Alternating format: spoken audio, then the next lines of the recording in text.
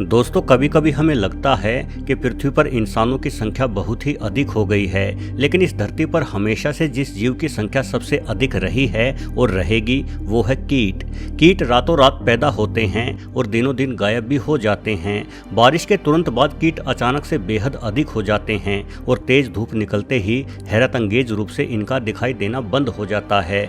जो बात कीटों को सबसे अनोखी बनाती है वो ये कि अपने आसपास के माहौल के अनुसार ये खुद में परिवर्तन बहुत तेजी से करते हैं। खुद को जीवित रखने के लिए इनमें जादुई बदलाव आ जाते हैं। मसलन प्रजनन काल के दौरान चींटियों की कुछ प्रजातियां अपने पंख विकसित कर लेती हैं। ऐसा सिर्फ रानी चींटी और नर चींटी ही करते हैं ताकि ये उड़ते हुए दूर तक जाकर अपनी संख्या बढ़ा सकें। जब मच्छरों को मारने के लिए स्प्रे वाले या लिक्विड वाले उत्पाद पहली बार हमारे सामने आए तो इनके इस्तेमाल से मच्छरों की अच्छी रोकथाम हो जाती थी, किंतु वर्तमान में मच्छरों ने खुद के भीतर तेजी से बदलाव करते हुए इन जहरों को झेलने की शानदार क्षमता विकसित कर ली। अब ना इन पर स्प्रे का असर होता है और ना ही किसी अन्य तरीके का। पिछले कुछ दशकों में गंदे पानी और कूड़े करकट की अधिकता के कारण कीटों की संख्या में कुछ ज़्यादा ही बढ़ोतरी हो रही है। बदलते वातावरण के कारण खतरनाक कीटों की संख्या में भी तेजी से वृद्धि हुई है। तो चलिए आज के वीडियो में अपनी संख्या में तेजी से वृद्धि करते धरती के सबसे खतरनाक कीटों के बारे में जानते हैं। Fire ants. दुनिया भर में इन फायर चींटियों की 200 से भी अधिक प्रजातियां पाई जाती हैं। इन चींटियों की खासियत है कि इनके काटने के कारण त्वचा पर ठीक वैसा ही दर्द होता है जैसा आग के कारण झुलसने पर होता है। असल में शिकार को काटते समय ये चींटियां एक विशेष किस्म का रसायन अपने शिकार की त्वचा में उगल देती हैं। इस रसायन के प्रभाव से ही शिकार की त्वचा पर गहरे लाल रंग के निशान पड़ जाते हैं और भयंकर जलन होती है। इस चींटी के काटे जाने पर ठीक ऐसा ही एहसास होता है कि मानो कोई जलती हुई तिल्ली शरीर पर रख दी हो। अपने इसी विशेष ज्वलनशील रसायन के कारण इस किस्म की चींटी को फायर एंट नाम मिला हुआ है। ये चींटी बड़े झुंड बनाकर हमला करती है और हजारों लाखों की संख्या में एक साथ ही किसी इंसान को काट सकती हैं, जिस कारण कई बार इंसान की मृत्यु तक हो जाती है। चूहे से लेकर मुर्गी जितने बड़े आकार के जीवों को तो फायर एंट्स आसानी से कुछ मिनटों में ही मार डालती है। फायर एंट्स की एक अनोखी खूबी भी है, ये चींटियां एक दूसरे से चिपककर एक बड़ा आकार बना लेती हैं।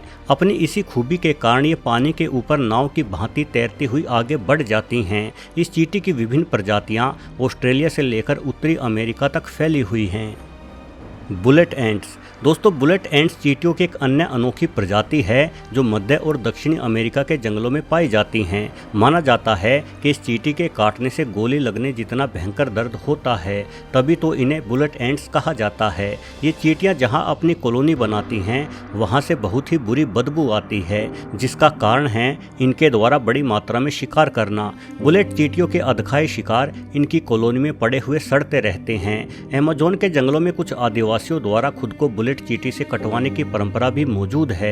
यहाँ रहने वाले आदिवासी इन चींटियों से खुद को कटवाकर अपनी मर्दानगी का प्रदर्शन करते हैं। ये आदिवासी एक थैले में चींटियों को भर लेते हैं और फिर अपने हाथों को उसी थैले में डाले रखते हैं। इन चींटियों के काटने के बाद लगभग 2 दिनों तक इंसान दर्द के मारे तड़पता रहता है। यदि बहुत सारी बुलेट चींटियां एक साथ किसी इंसान को काट ले तो दर्द के मारे उस इंसान की मौत भी हो सकती है।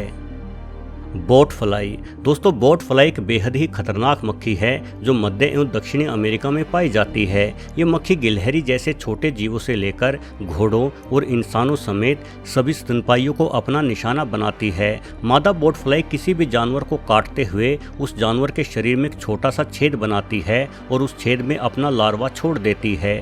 बाद में यह लार्वा उस जानवर के शरीर के भीतर प्रवेश कर जाता है और अंदर ही अंदर उस जानवर के मांस और खून को सोखकर जिंदा रहता है। यानी इस मक्खी के काटे जाने से किसी इंसान के शरीर में जिंदा कीड़ा घूम रहा होता है। शुरुआत में इस कीड़े के रेंगने का उस इंसान को कोई आभास नहीं होता, किंतु कुछ दिनों बाद ही शरीर में भयंकर इन्फेक्शन शुरू हो जाते हैं।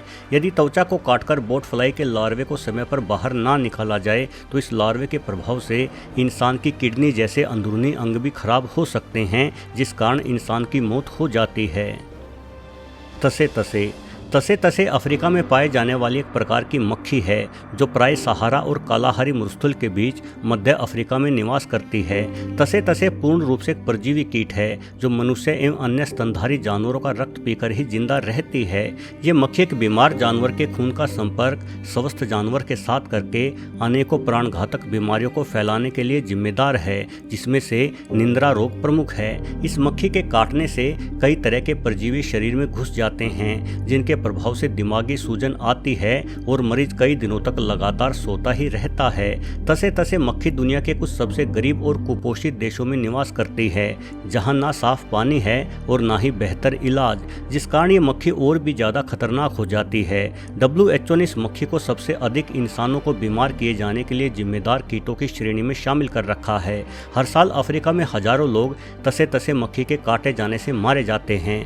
वहीं इस मक्खी से जंगली जानवर कितने प्रभावित होते हैं, इसके बारे में अभी अधिक आंकड़े उपलब्ध नहीं है, किंतु अंदाजा लगाया जाता है कि जंगल में जितने जानवरों की जान शेरों के हमले से जाती है, उससे कहीं अधिक जानवर तसे तसे नामक इस खून चूसने वाली मक्खी के शिकार बनते हैं।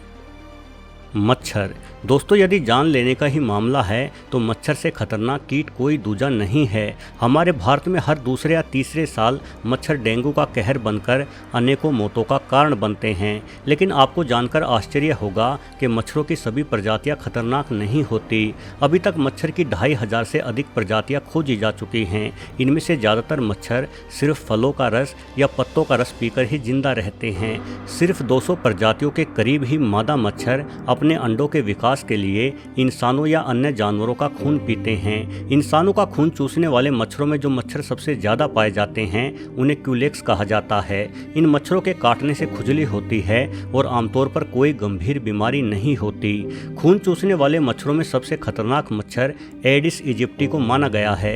इस किस्म के मच्छर डेंगू और येलो फीवर के लिए जिम्मेदार हैं। माना जाता है कि ये मच्छर सबसे पहले अफ्रीका में पैदा हुआ था और आज मच्छरों की ये प्रजाति दुनिया भर के तमाम गर्म देशों में पाई जाती है।